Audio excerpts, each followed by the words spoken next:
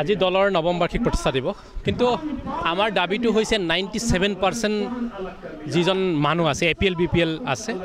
APL BPL 97% APL BPL ৰ কাৰণে 97% আমাক ৰিজাৰ্ভেশ্যন লাগিব যাৰ যিমান সংখ্যা বেছি হি হিমানৰে অংশীদাৰী কিন্তু এই 90% APL BPL টোক বাদ দি পেলাই মাত্ৰ 3% মানুহ আৰু 2% 5% দালালি কৰা মানুহ মাত্ৰ এই সকল মানুহে ৰাজসত্তা সম্ভালি লৈছে ইয়াত গণতন্ত্ৰ চলাই থকা নাই সেই কাৰণে 97% যেনেকৈ SC ST ৰিজাৰ্ভেশ্যন হৈছিলে সংবিধানত SC ST সকলক এওঁলোকৰ কালচাৰ এওঁলোকৰ ৰাজনীতি এওঁলোকৰ আৰ্থিক ব্যৱস্থা এওঁলোকৰ ৰাখিবৰ কাৰণে যেনেদৰে ৰিজাৰ্ভেশ্যনৰ প্ৰয়োজন অনুভৱ কৰিছিলে আজি গণতান্ত্ৰিক ব্যৱস্থাত এই 97% মানুহৰ ৰিজাৰ্ভেশ্যনৰ অনুভৱ আহি আছে যদি এই 97% মানুহৰ ৰিজাৰ্ভেশ্যন নহয় তেনেহ'লে এখন গণতন্ত্ৰ নহয় 3% মানুহে ঠক প্ৰবঞ্চনা কৰি ইয়াৰ লুটি থাকিব পুঁজিপতিৰ হাতত গটাই থাকিব আৰু গণতন্ত্ৰৰ নামত মানুহক মাৰি থাকিব সেইকাৰণে আমি ভাবোঁ অসম বিধানসভাত 97% যাৰ যিমান সংখ্যা আছে মাত্ৰ 3% মানে 4জন MLA বিধানসভালৈ যাওক আৰু বাকী 122জন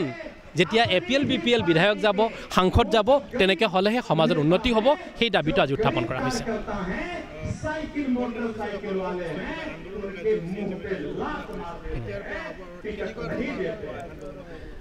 আমি এই দাবীটোক লৈ পেলাই এতিয়া বিধানসভাৰ অধিৱেশন হ'বলগীয়া আছে বিধানসভাৰ অধিৱেশনত চৰকাৰে যিমান দিনলৈকে বহে আমি সিমান দিন আন্দোলন কৰিবৰ কাৰণে তাতে আমি আজি ঘোষণা কৰিছোঁ এইটো আমি 25 তাৰিখৰ পৰা আৰম্ভ কৰিম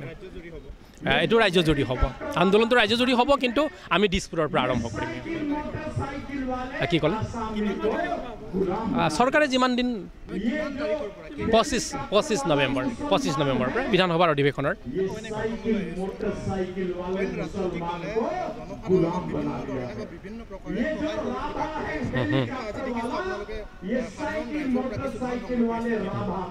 চাওক বিষয়টো বহুত গভীৰ আপোনাৰ ওপৰত যদি অন্যায় হৈ আছে আপুনি ন্যায় বিচাৰিবলৈ কাৰণে আপুনি কোৰ্ট যাব লাগিব কছাৰী যাব লাগিব তাত আপুনি উকিল ধৰিব লাগিব উকিল ধৰি পেলাই যেতিয়া আপুনি নিজে ফিজ বহন নকৰে নেখেলে তেতিয়ালৈকে আপুনি ন্যায় নাপায় ন্যায়ালয়তো ফিজ দিব লগা হয়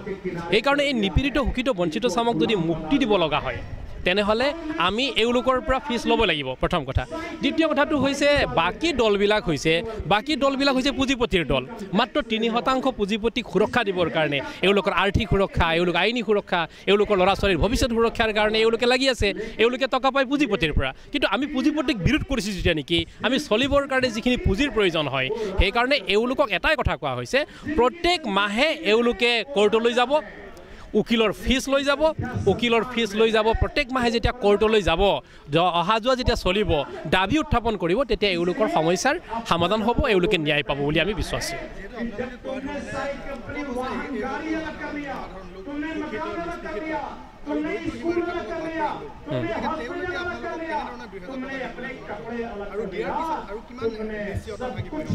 চাওক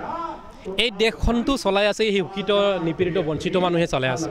দেশত যে কৰোৰ টকা আহে পুঁজিপতিৰ পৰা 1 টকাও নাহে আপোনালোকে জানে পুঁজিপতিক কিমান এওঁলোকৰ কৰ মাফ কৰি দিছে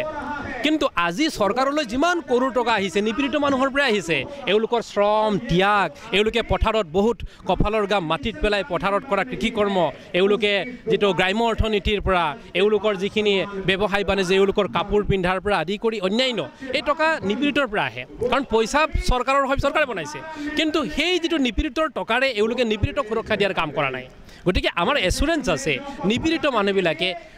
মানে সংখ্যাত বেছি মানুহবিলাকে যেতিয়া সেই কথাটো বুজি পাব আমি ৰেনেসাপ এই কাৰণে প্ৰস্তুত কৰিছোঁ পুনৰ্জাগৰণ প্ৰস্তুত কৰিছোঁ যাতে এওঁলোকে জাগি উঠে তেনেহ'লে এই শাসনবাৰ APL BPL লৈ যাব APL BPL যেতিয়া যাব তেতিয়া এটা সমৃদ্ধিময় আৰ্থিক গণতান্ত্ৰিক ব্যৱস্থা আহিব আৰু নৱপ্ৰজন্মই জীয়াই থকাব পৰাকে এটা বিহু ব্যৱস্থা আমি বনাবৰ কাৰণে গৈ আছোঁ প্ৰতিনিধিতা নিশ্চয় 26ত প্ৰতিনিধিতা আহিব কিন্তু এটা কথা কৈ আছে যে শাসক আৰু বিৰোধীৰ এটা এওঁলোকে মহাগঠবন্ধনৰ কথা কৈছে আমাকো নিমন্ত্ৰণ জনাইছিল কিন্তু আমি তাত মহাগঠবন্ধনত যোৱা নাই কিয় সেই মহাগঠবন্ধন যদি কংগ্ৰেছে এসুৰেন্স দিয়ে যে BPL APLৰ কাৰণে কাম কৰিম বুলি যদি ভোটাৰশ্বিপৰ হৈ কাম কৰিম বুলি আৰ্থিক গণতন্ত্ৰ আনিম বুলি যদি এওঁলোকে এসুৰেন্স দিয়ে তেনে আমি সমৰ্থন জনাম কিন্তু এটা কথা মনত ৰাখিব লাগিব বৰ্তমান যুগটো হৈছে বিজ্ঞান আৰু প্ৰযুক্তিবিদ্যাৰ যুগ আজিৰ সৰু সৰু ল'ৰা আমাৰকৈ 50 বছৰ আগৰ কথা চিন্তা কৰে গতিকে এই যিটো সমন্বয় সৃষ্টি হৈছে এওঁলোকে বিৰোধী ঐক্য গঠন হৈছে বিৰোধী ঐক্যবিলাকে এই ব্যৱস্থাৰে বিজেপিক হৰুৱাব নোৱাৰে কাৰণ বিজেপি আজিৰ তাৰিখত পলিটিকেল মেচিনাৰী এই পলিটিকেল মেচিনাৰীক সজাবৰ কাৰণে মজবুত এটা স্থিতি লাগিব সেই স্থিতিৰ দ্বাৰাই সজাব পাৰিব কিন্তু বিৰোধী ঐক্য গঠন কৰিব নোৱাৰে এইকাৰণে আমি এককভাৱে যুঁজিম আৰু আমি যুঁজিম আৰু জিকিম